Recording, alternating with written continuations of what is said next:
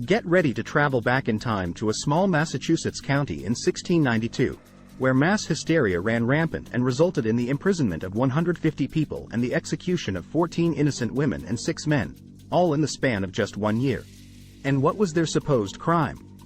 Witchcraft, of course. While witch trials were not uncommon in medieval Europe, the fervor had died down significantly before the Salem Witch Trials took center stage. But what led to this sudden outbreak of hysteria? Legal records and books written by ministers present at the trials, such as John Hale's A Modest Inquiry into the Nature of Witchcraft, give us a glimpse into the events that unfolded. Interestingly, Hale himself had initially supported the trials until his own wife was accused of witchcraft, causing him to change his tune. This is the Fudge Network, and if you want to learn more about this dark and fascinating chapter in history, keep watching for the full story. In the winter of 1692, Salem Village was about to get a lot more interesting. It all started with 2 young girls, Elizabeth Parris and Abigail Williams, who began having strange fits that even the local physician couldn't explain. Of course, the neighbors immediately jumped to the conclusion that the girls were bewitched. But it wasn't just the odd behavior of these 2 girls that set the stage for the Salem Witch Trials. Other young girls in the village, including Elizabeth Hubbard and Ann Putnam Jr., also began experiencing similar fits, eventually becoming key accusers in the trials. And as luck would have it, the girls' families were prominent figures in the village, making their accusations all the more influential. But why did rumors of witchcraft take hold so quickly in Salem? For starters, there was no love lost between the farmers of Salem Village and the merchants of Salem Town. Add in a few centuries of superstition and some creative storytelling, and you've got a recipe for mass hysteria. In 1692, the tiny town of Salem, Massachusetts was anything but peaceful. The townspeople were divided like a pack of dogs fighting over a juicy bone. On one side, you had the pious Puritans of Salem Village who were looking to create a pure and wholesome community. On the other side, the rich merchants of Salem Town who were already living the high life and looking to keep things as they were. The tensions between the 2 sides were so high that any excuse for conflict would do. Enter the witchcraft accusations. The spark that lit the flame was 2 young girls who were having some strange fits. The locals quickly jumped to the conclusion that they were bewitched, and the finger-pointing began. It didn't help that the new Puritan minister, Samuel Parris, was convinced that the devil was lurking in every corner. What followed was a frenzy of accusations, trials, and executions that shook the colony to its core. Picture this. It's February 29, 1692, and Salem Village is in turmoil. 3 women are being dragged from their homes and thrown in jail on accusations of witchcraft. Their names were Sarah Good, Sarah Osborne, and Tituba of Salem, and they were about to become the first victims of the infamous witch trials. Why were they targeted? Well, as you may have guessed, they were all women. And back then, women were thought to have weaker souls and were therefore more vulnerable to the devil's influence. Sarah Good, in particular, was an outcast in the village, forced to beg for food and despised by her own husband.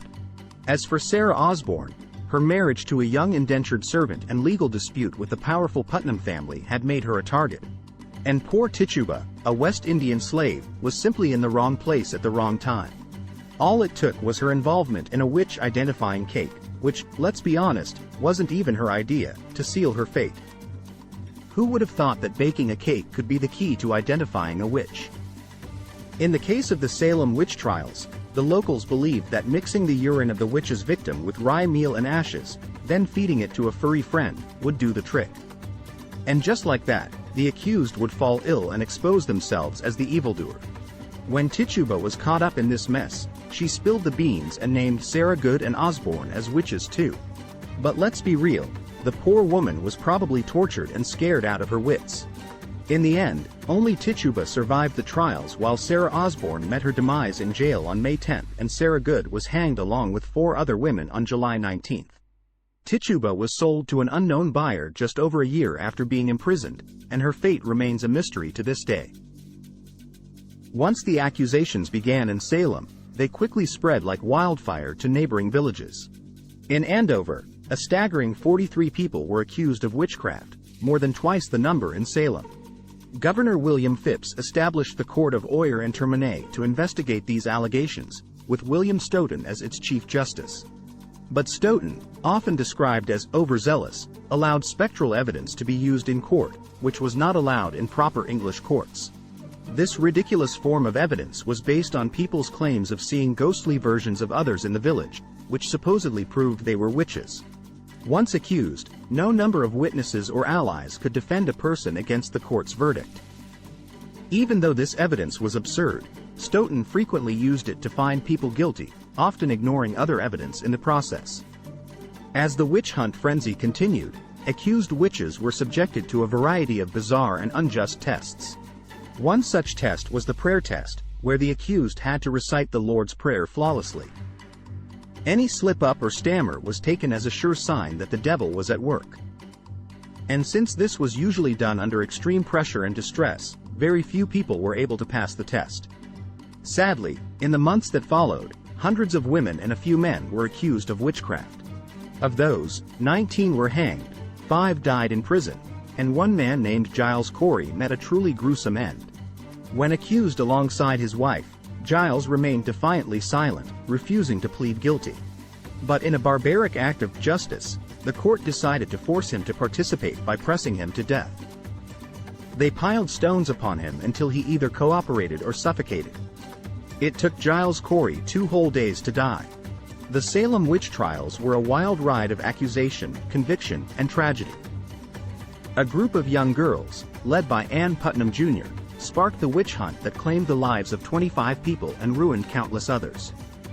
But as the winter of 1692 dragged on, a growing number of critics began to question the validity of the trials, including Mary Easty, Thomas Brattle, and Robert Califf. Even Governor Phips, whose own wife had been accused of witchcraft, grew skeptical of the spectral evidence being used to convict people. In May 1693, the trials were finally ended, and all those still in prison were released. Sadly, it was too late for the victims. But some involved in the trials, like Ann Putnam Jr., would later express regret for their role in the tragedy. And in a stunning twist, it took until May 2022 for the final witch to be exonerated for her supposed crimes. But the question remains, how could such a horrific event take place? Many theories have been put forward, from the idea that it was simply a case of mass hysteria, to the suggestion that it was an expression of underlying tensions within the community. Whatever the explanation, the Salem Witch Trials remain a chilling reminder of what can happen when fear and suspicion take hold. It is important that we continue to study and reflect on this tragic chapter in history, in order to better understand the forces that can drive people to turn on each other in such a violent and destructive way. We want to hear your thoughts in the comments. Thanks for watching. And as always, don't forget to like, share, and subscribe. See you next time.